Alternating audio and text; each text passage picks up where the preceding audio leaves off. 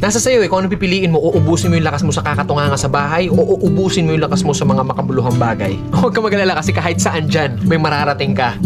Alam mo na yun. Hindi, ganito kasi yan. Dahil lang alam mong matagal at mapapagod ka, hindi ka natutuloy. Tsong wala kang mararating kung hindi mo pipihitin yung susi sa loob ng ulo mo. Gaano man kataas ang pangarap mo sa buhay, huwag kang matatakot sa pagod at sakripisyo dahil parte yun eh. Hindi ka makakakain ng kanin kung hindi mo sasaingin. Hindi ka makakakain ng ulam kung hindi mo lulutuin. Lahat ng bagay kailangan kilusan mo muna sa umpisa. Hindi tatakbo ang sasakyan kung hindi mo sususian. Kung hindi mo lalagyan ng gasolina, hindi yun tatakbo sa kung saan mo siyang direksyon dapat dalhin. Kailangan kumilos ka.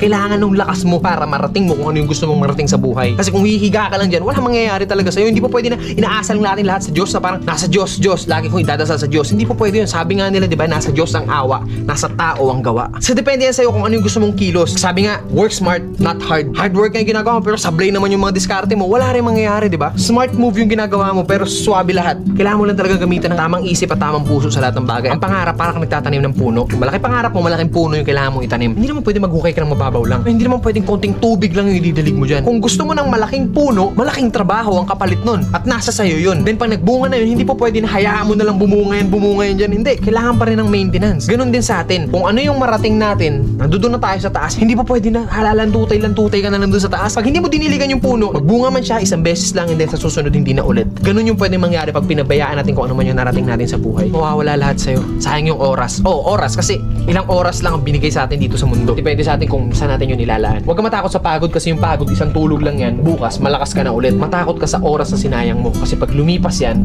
kahit tumambling ka pa ng 100 beses dyan, hindi mo na mababalik yan. Ano man ang landas na tinatahak mo ngayon, mabagal man ang pag-usad mo, ang mahalaga, umuusad ka. Hindi nakastuck ka lang sa comfort zone mo, men, sablay yun. Kailangan mabagal man yung movement mo, pero hanggat umuusad ako, still, umuusad ako. Darating at darating ang panahon na lahat tayo makakarating sa gusto nating puntahan. Pare-parehas lang ang kinakain ng tao, kaya lagi mong isipin na kaya mo rin yung kaya nila.